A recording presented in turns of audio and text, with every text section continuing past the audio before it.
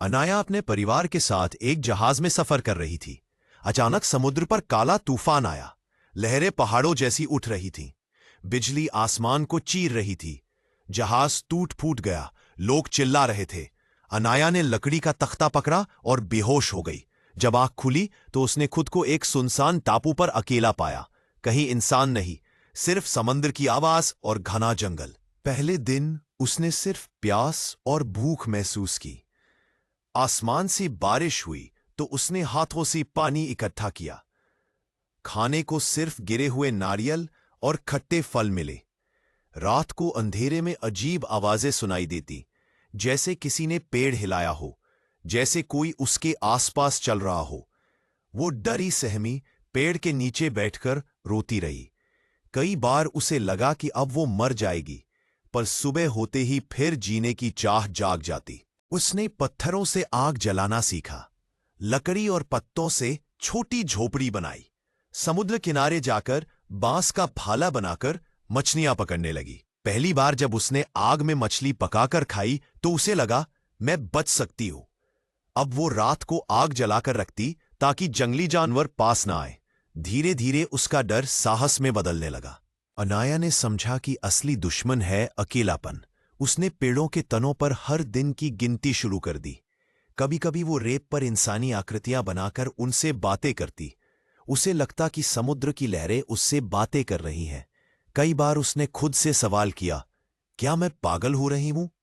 इस साल उसका शरीर मजबूत हुआ, लेकिन दिल बेहद टूट चुका था। आइलैंड के अंदर घुसने पर उसे एक झरना मिला। अब उसके पास साफ पानी का स्रोत था। उसने जड़ी बूटियां सीख लीं, छोटी बीमारियों का इलाज खुद करने लगी। उसने रस्सी और जाल बनाए जिससे छोटे जानवर पकड़ सके। लेकिन साल का सबसे बड़ा झटका, एक भयंकर तूफान ने उसकी झोपड़ी और सामान बर्बाद कर दिया। कई दिन तक वो रोती रही, पर अंत में फिर से सब कुछ नया बनाया। उसने समुद्र किनारे पत्थरों से हेल्प लिखा। कई जहाज दूर से गुजरते पर कोई उसे नहीं देखता। हर बार उसका दिल टूटता, पर अगले दिन फिर कोशिश करती। उसने सीपियों और पत्थरों से संगीत बनाया और गाना शुरू किया। उसने खुद से कहा, अगर मैं हार मान लूंगी तो ये आइलैंड मुझे निगल लेगा।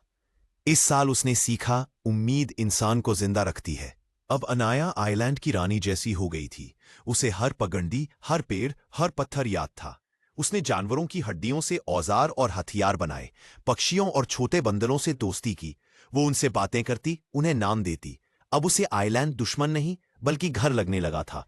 कभी कभी वो सोचती, अगर कोई उसे लेने न भी आए तो भी वो जी लेगी। अब अनाया 22 साल की हो चुकी थी। उसका चेहरा सांवला, बाल लंबे और उलझे हुए, लेकिन आंखों में चमक थी। एक दिन उसने देखा, दूर क्षितिज पर एक बड़ा जहाज। उसने सूखी लकड़ियों से आग लगाई। धुआं आसमान में उठता गया। इस बार जहाज ने धुआं देख लिया और छोटी नाव किनारे आई। नाविक हैरान रह गए। एक लड़की 7 साल तक अकेली कैसे जिंदा रही? सभ्यता में वापसी।